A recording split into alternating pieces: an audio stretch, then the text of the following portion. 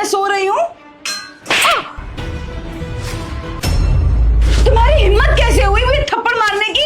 अरे तुमने टाइम देखा है? टाइम क्या हो रहा है? टाइम 10 ही तो बज रहे हैं अभी।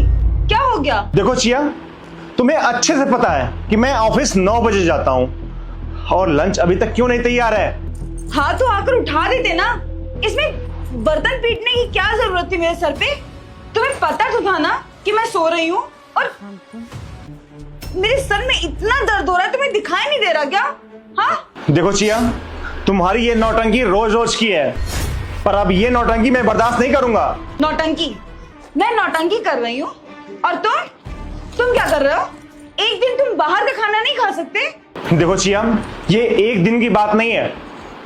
जब से मेरी शादी हुई है तब से ये नौटंकी चली जा रही है।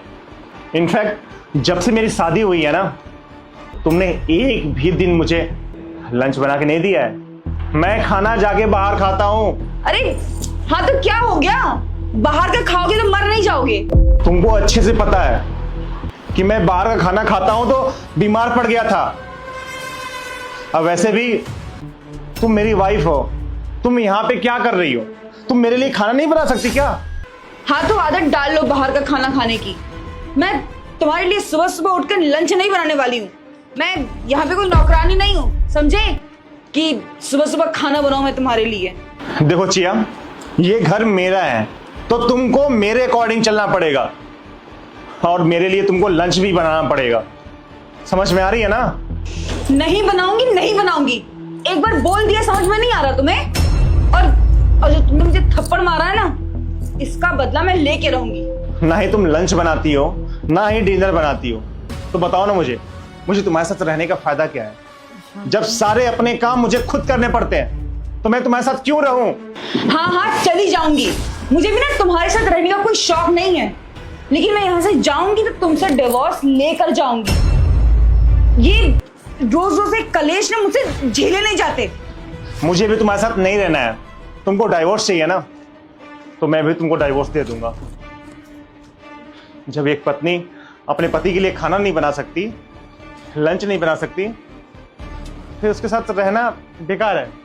और तुमको अच्छे से पता है कि मैं ऑफिस में काम करता हूं और तुम लंच बना के मुझे नहीं देती हो, और मैं अब बाहर का खाना नहीं खा रहा हूं। जब से बीमार पड़ा हूं मैं बाहर का खाना खाना बंद कर दिया हूं। अब तो मैं पूरा दिन भूखा रहता हूं, और जब घर आके ना मुझे ही खाना बनाना पड़ता है, तो मुझे शादी करने का फायदा क्या है, बताओगी? तो इसलिए मेरे शाम को यहां आने से पहले तुम यहां से निकल जाना। समझ में आ रही है ना?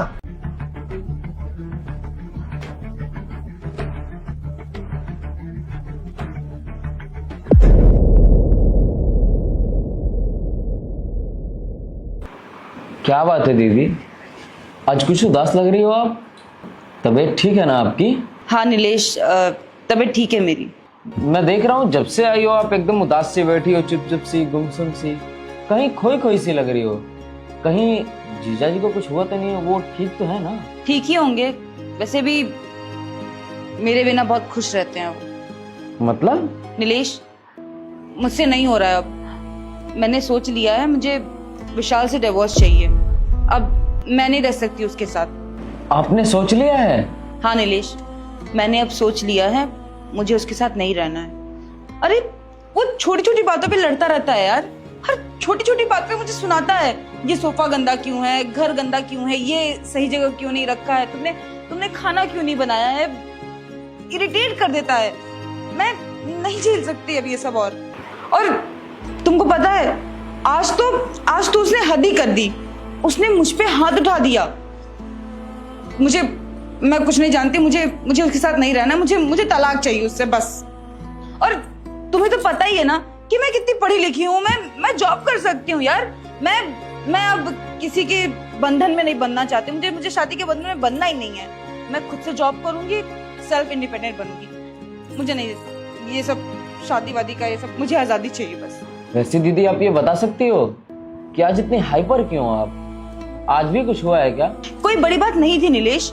रात में मैं घर का काम करके बहुत लेट सोई थी, थक गई थी मैं, और सुबह उठने में लेट हो गया।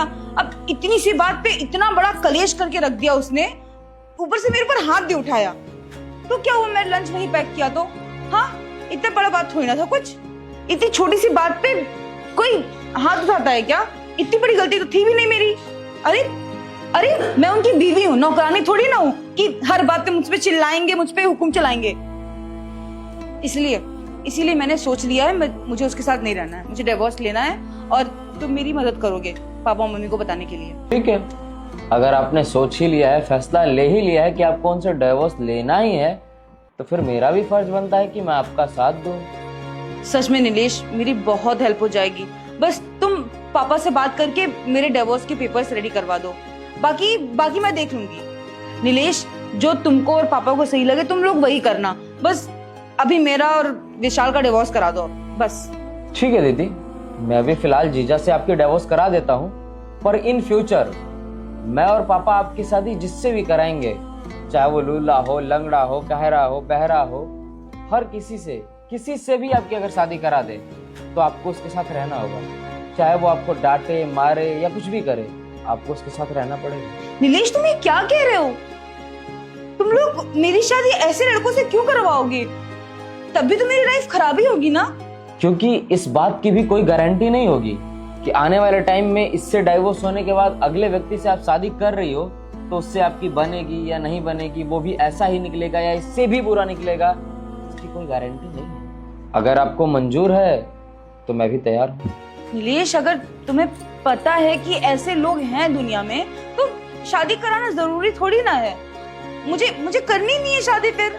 और तुम्हें तो पता ही है मैं इतनी पढ़ी लिखी हूँ, मैं खुद से जॉब कर सकती हूँ, सेल्फ इंडिपेंडेंट बन सकती हूँ, मैं अपने खर्चे खुद से उठा सकती हूँ। मुझे शादी की जरूरत नहीं है अपने खर्चे उठवाने के लिए। आपको पता है ना कि पापा मम्मी एक दूसरे से कितना प्यार करते थे, और ये भी आपको पता होगा कि पापा कितने शॉर्ट टेम्पर्ड थे और पापा को बात बात पे गुस्सा आ जाता है। ऐसे ही तो उन्होंने मम्मी पे हाथ उठाया था। पापा के हाथ उठाने के बाद भी मम्मी उनके साथ रहने को तैयार थी, पर पापा को ही नहीं रहना था। उन्होंने उन्हें घर से निकाल दिया और उन्होंने उस वक्त जिंदगी का सबसे गलत फैसला लिया उस दिन, मम्मी के साथ ना रहने का। मैं उम्र में आपसे भले ही छोटा हूं, पर यह बखूबी समझता हूं कि रिश्तों की गाड़ी दो पहियों पे चलती है और वो पहिए होते हैं अंडरस्टैंडिंग के। कल को आप जिससे भी शादी करोगी, हो सकता है उसको भी किसी बात पे गुस्सा आ जाए और वो भी आप पे हाथ उठा दे, और ये भी हो सकता है कि आपको भी गुस्सा आ जाए और आप भी उस पे हाथ उठा दो। तो वापिस सोचो, क्या आप इतनी छोटी छोटी बातों पे हर रिश्ते से बाहर निकलोगे, हर किसी को डाइवोर्स देते फिरोगे? अब ये ठीक तो नहीं है ना दीदी। इन बातों को ध्यान रख के, रिश्ते को निभा के, सोच समझ के डिसीजन लो आप। बाकी जैसा ठीक समझो आप, मैं कर दूंगा। और आप देखती ही हो दीदी, घर में अब सिर्फ तन्हाई रहती है। पापा जॉब पे चले जाते हैं, मैं कॉलेज चला जाता हूँ और घर पे कोई नहीं रहता। हमेशा घर काटने को दौड़ता है, अकेलापन खाता है। वो सिर्फ यादें बन के रह गई हैं, यादें भी काटने को दौड़ती हैं। घर में बिल्कुल अच्छा नहीं लगता। पापा की एक छोटी सी जिद के कारण पूरा कैरियर बर्बाद हो गया, पूरा जिंदगी पापा की, मेरी और आपकी, सब कुछ बचपना छिन गया। फिर भी पापा मम्मी से तो बहुत प्यार करते थे, और आपको तो पता है ना कि पापा मम्मी से कितना प्यार करते थे। आज भी वो इस बात का अफसोस करते हैं कि काश वो फैसला गुस्से में ना लिए होते। और आपको भी पता है ना दीदी कि पापा मम्मी से कितना प्यार करते हैं। अब वो आज अफसोस करते हैं कि कितना गलत फैसला लिया उन्होंने गुस्से और जल्दबाजी में। और आज तो हमारे और आपके सामने लाइव एग्जाम्पल है कि गुस्से और जल्दबाजी में लिया हुआ फैसला हमेशा अंत तक दुख देता है। मैं आपको फिर से यही बोलूंगा दीदी कि एक बार आप ठंडे दिमाग से सोच लो, एक बार सोच लो कि क्यों नहीं रहना है, क्या गलतियां सुधारी जा सकती हैं, उसके बाद ही फैसला लो। क्योंकि ऐसे फैसले आपकी जिंदगी बना भी सकते हैं और बिगाड़ भी सकते हैं। बाकी अगर आपने सोच ही लिया है कि आपको डिवोर्स लेना ही है, तो आपको कहीं जाने की जरूरत नहीं है। मैं जिंदगी भर आपको आराम से बिठा के खिला सकता हूँ बिना बोझ समझे। ये घर आपका ही है, पर आप एक बार सोच लीजिएगा, देख लीजिएगा। क्योंकि आप देखती होंगी पापा कितने परेशान रहते हैं, मैं मम्मी के बिना कितना उखड़ा उखड़ा सा रहता हूँ, मुझे खुद भी अच्छा नहीं लगता। क्या आपको भी यही जिंदगी चाहिए? तो क्या आप भी यही चाहती हैं कि जैसे पापा, जैसे हम यहाँ पे घुट घुट के जी रहे हैं, आप भी यहाँ पे वैसे ही जिएं? वैसे अगर आपका फैसला यही है कि आपको डिवोर्स लेना ही है तो फिर ठीक है, मैं वकील से कह के आपके डिवोर्स के पेपर रेडी करा देता हूँ। नहीं नहीं नीलेश, वकील को कॉल मत करो। मैं समझ गई हूँ जो तुम मुझे समझाना चाहते थे। गलती मेरी ही है। अगर मैं हर छोटी छोटी बात पे डिवोर्स लेने लगूंगी तो मेरा ही घर, मेरा ही जीवन बर्बाद हो जाएगा। मैं समझ गई हूँ, गलती मेरी ही थी। जब से हमारी शादी हुई है ना, मैं विशाल से ढंग से बात करती हूँ, ना कभी उसे लंच बना के देती हूँ, ना उसका ख्याल रखती हूँ। हमेशा मैं अपनी ही प्रॉब्लम्स लेके बैठी रहती हूँ उसके आगे।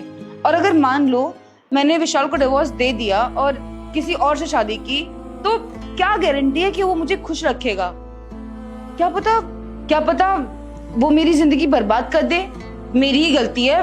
मैं अभी जा रही हूँ विशाल के पास, मैं उससे माफी मांगूंगी, और अगर मुझे माफ नहीं करेगा तो मैं उसके पैर पकड़ लूंगी, पर मैं अपना घर बर्बाद नहीं करूंगी। तुम बिल्कुल सही समझा रहे हो नीलेश। मुझे ये बात समझ में आ गई है कि असली खुशी साथ रहने में है, अलग रहने में नहीं है। इसलिए मैं विशाल के पास जा रही हूँ।